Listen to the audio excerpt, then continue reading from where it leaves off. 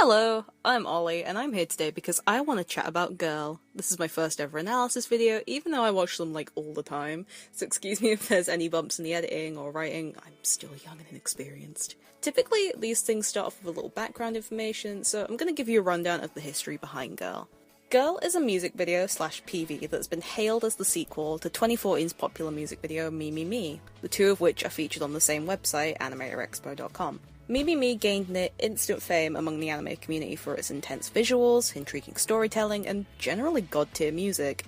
It was seen as a commentary on the otaku culture of today and how it can affect your real-life relationships like any kind of addiction tends to do. I'd go into more detail, but that would detract from the points I'm trying to talk about in this video. The point is that Me Me Me left a huge impact on the anime community, and when Girl came along in 2015, it had a lot to live up to. Girl ended up being even more harder to decipher than Me Me Me, with any number of theories being presented that focused on different points and aspects of the video and lyrics. It sparked a lot of talk, and while it didn't acquire the same viral status as its predecessor, the music was still brilliant, and the visuals were still eye-catching, and much more softer on the eyes than Me Me Me was. But with all this speculation around its true meaning, how the main girl fitted into the story of the last video, and whether this was actually a sequel or a prequel, I had time to come up with my own interpretation of the themes of this lovely, lovely story.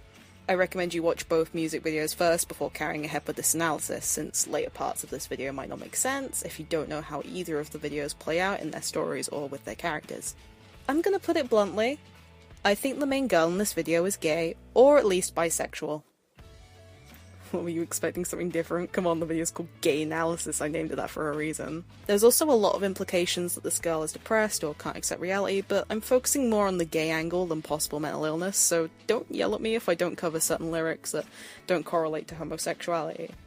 Alright, let me cover my points for why I'm thinking this. So straight off the bat, we've got a vagina boat with our main girl laying in it surrounded by white lilies and apples. These are both recurring imagery throughout the music video, so let's talk about the meaning behind them. In Japan, there's a thing called hanakotoba, or flower language. This is often used in art or stories to represent specific characters. For example, you'll find a lot of characters in dark and depressing stories are associated with the red spider lily, which symbolises loss and death.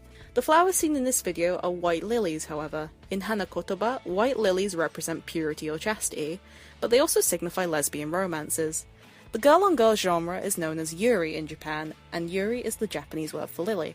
You'll find lilies in countless yuri manga and anime, and they're considered a staple of the genre. Apples, meanwhile, are pretty heavily associated with the story of Adam and Eve, namely the forbidden fruit in the Garden of Eden. They represent temptation, sin, and immorality. Keep that in mind as we go through the video.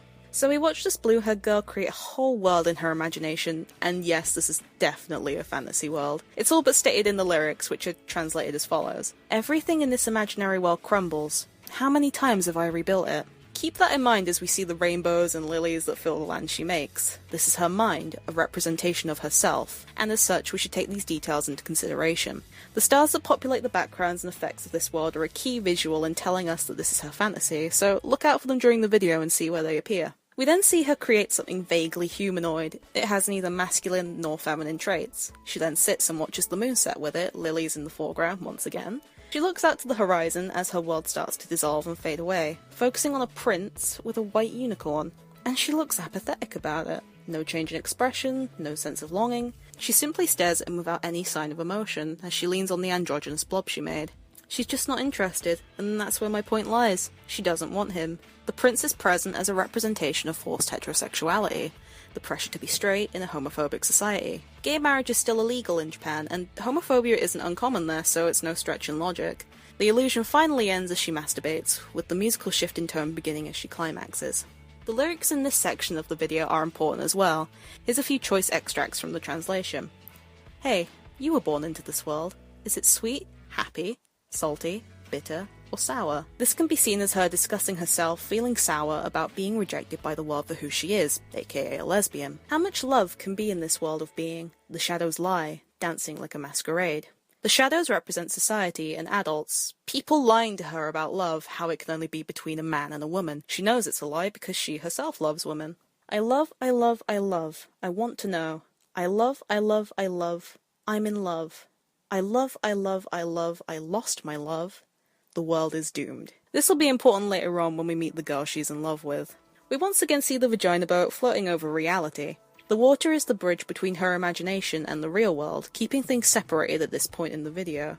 Our girl dives in from her fantasy world back through to reality. She transforms into a different outfit, a more sexualized and fantastical appearance than how she presents herself in her imagination.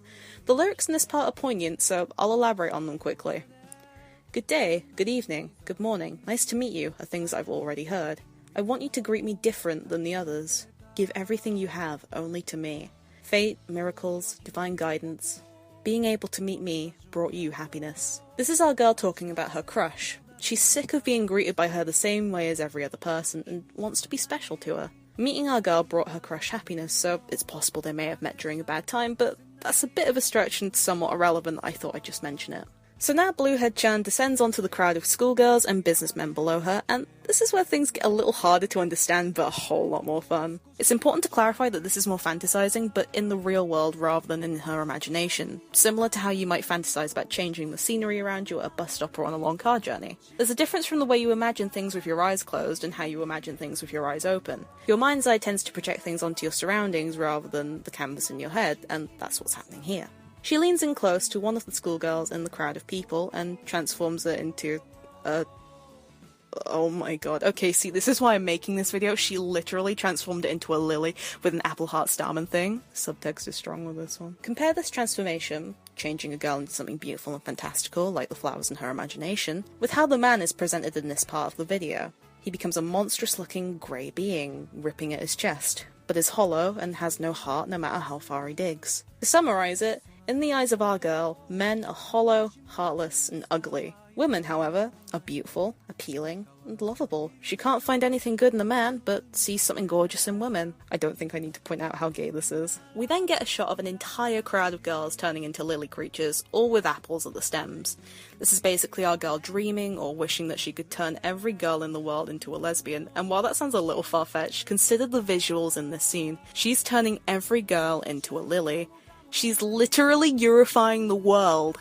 We also get this shot of one of the lily creatures in front of a heart background.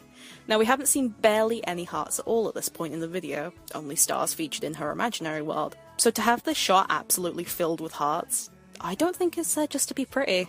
I think it means something along the lines of she loves and idolizes other lesbians, or something better worded than that. And now we have the gay flower mushroom tree, surrounded by lily creatures floating around the branches. She's created her utopia.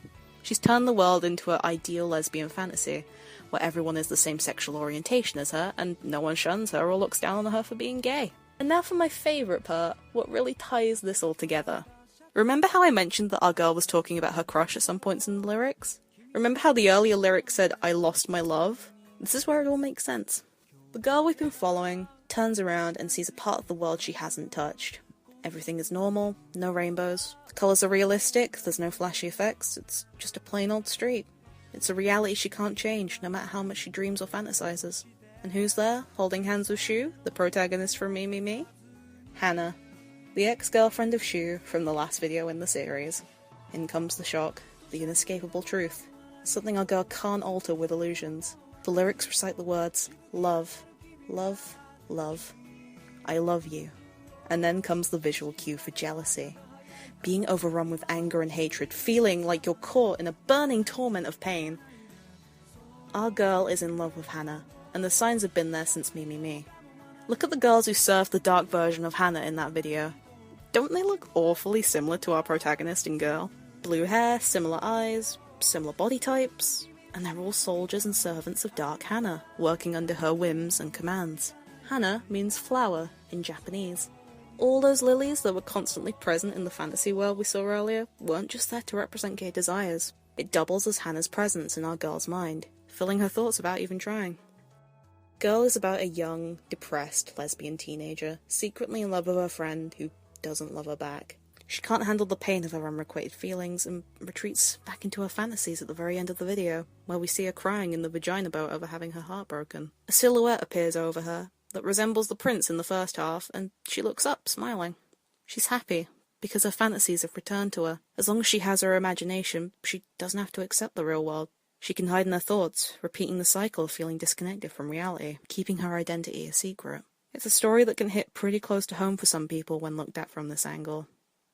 And I think it's pretty great. And pretty gay!